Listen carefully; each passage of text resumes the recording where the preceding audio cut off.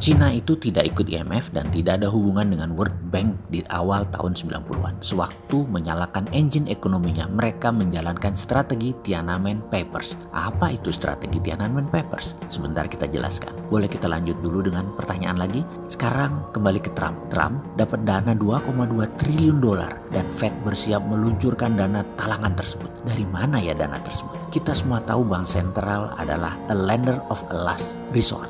Apa artinya lender of last resort? Dari mana ya bank sentral tadi uangnya? Dari cadangan devisa mereka. Sebentar, ini harus diluruskan mengenai cadangan devisa sebelum kita menjelaskan dua pertanyaan di atas tadi. Cina tidak ikut IMF dan World Bank. Lalu, dari mana Amerika juga mendapatkan 2,2 triliun dolar sebanyak 100 kali APBN Indonesia itu? Apakah dari cadangan devisanya? Kita jelaskan secara singkat, cadangan devisa itu apa sih sebenarnya? Ini adalah dialog kecil saya dengan anak saya nomor 2 yang sedang mengerjakan skripsi S1-nya. Dia memulai, mengapa kalau cadangan devisa Indonesia saat ini 120 billion dolar, kok negara ngutang ya ayah? Ini pertanyaan Fatur kemarin yang saya balik tanya, memang itu duit punya negara atau punya swasta yang dicatat negara? Fatur terdiam. Kalau pemahaman saat ini aku pikir uang negara ayah. Lah kamu yang kuliah ekonomi dan bisnis. Ayah kan lulusan keilmuannya yang sederhana, ilmu tentang orang doang, aplikasi psikologi. Kalau dari sisi ayah bisa mengerti mengapa manusia banyak memahami ilmu sepotong karena dapat informasinya ia sepotong. Setelah itu otaknya berasumsi tentang langkah selanjutnya. Misalnya kata cadangan devisa Indonesia difahami artinya milik negara.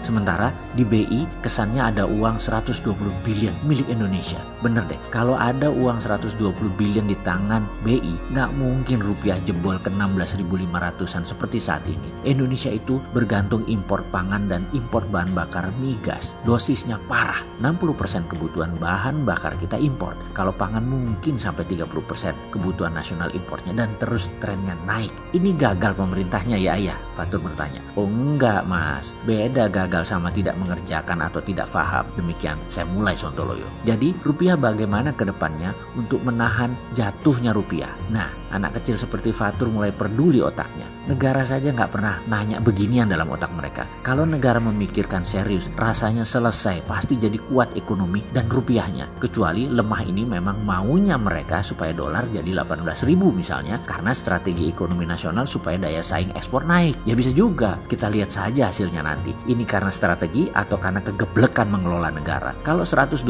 billion cadangan devisa itu milik 100% negara, dari mana uang itu dapatnya?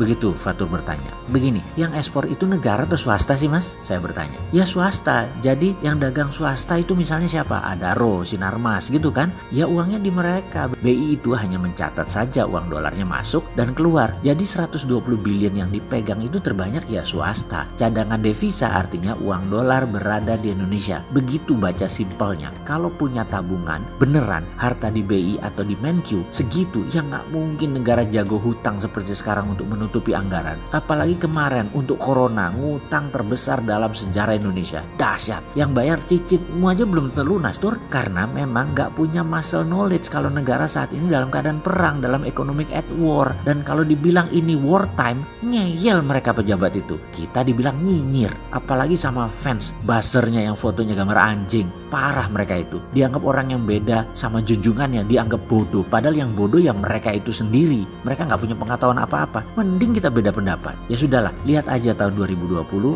dan 2021 ini. Kapal miring jalannya kapten. Lalu bagaimana membuat rupiah menguat ayah? Demikian Fatur balik bertanya ke awal. Saya jawab, ada cara perlahan, ada cara cepat. Cara perlahan lebih benar dan kuat. Karena bukan cara pemadam kebakaran. Dan cara cepat bukan intervensi pasar seperti buang garam ke laut itu namanya. Pertama kita petakan, kemana dolar keluar setiap harinya. Beli BBM dan beli pangan oleh negara. Beli bahan baku produksi dan import barang dagangan konsumtif itu swasta. Itu dana yang butuh dolar harian yang terbesar. Mungkin 95% lari dolarnya ya ke hal itu. Jadi kita mulai dari BBM. Bagaimana supaya kita tidak impor BBM? Nah, ini kita membangun yang namanya strategi nasional untuk energi. Strategi nasional 10 tahun ke depan. Kalau saat ini lucu, malah disiapkan refinery pemurnian minyak yang dimana pikirannya adalah bahan mentahnya impor. Otaknya impor terus. Hebatnya lagi, gak dibangun-bangun kilang minyak tersebut. Hingga sampai saat ini kita impor BBM jadi, bukan crude. Kebijakan nasional bahwa Pertamina satu-satunya perusahaan yang boleh jual beli minyak itu harus diubah. Semua swasta nasional boleh. Negara memajakin saja. Saat ini Pertamina lembaga yang sangat tidak efisien dibandingkan dengan Petronas yang sumber bahan bakunya 1/10 Indonesia.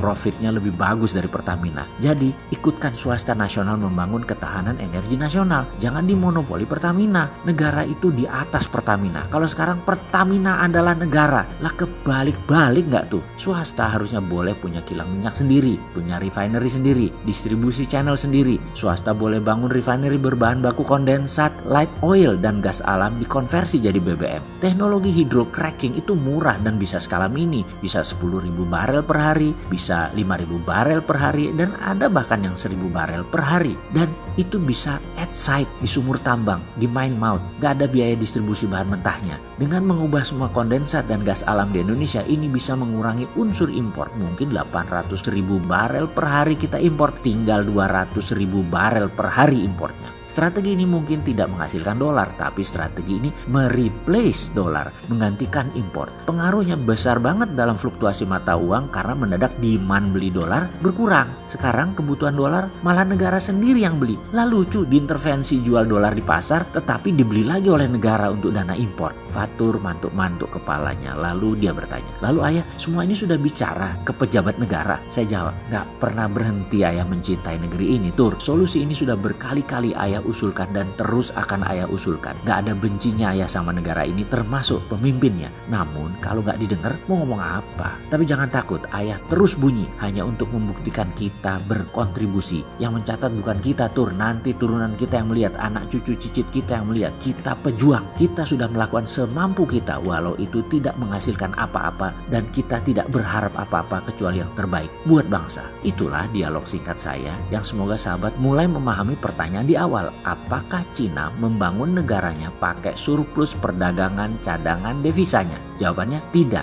karena waktu mereka memulai membangun tahun 1989 di awalnya, di mana Deng Xiaoping saat itu berkuasa, mereka tidak punya uang sama sekali dan tidak ngutang seperti Indonesia. Apa pakai FDI, Foreign Direct Investment seperti kita? Ya enggak lah, siapa yang mau invest di negara komunis otoriter di tahun 90-an itu? Lalu pakai apa? Mereka bangun pakai MMT. Gurunya para politbiro Cina adalah Michael Hudson, guru besar dari Missouri University yang mengajarkan MMT di Peking University. Termasuk Xi Jinping, presiden seumur hidup Cina dan pemimpin PKC Cina saat ini adalah murid beliau. Oke, sebentar. Sudah mulai paham kan? Apa masih mau dijelaskan lagi? Kalau Amerika bagaimana? Lah kok panjang ini?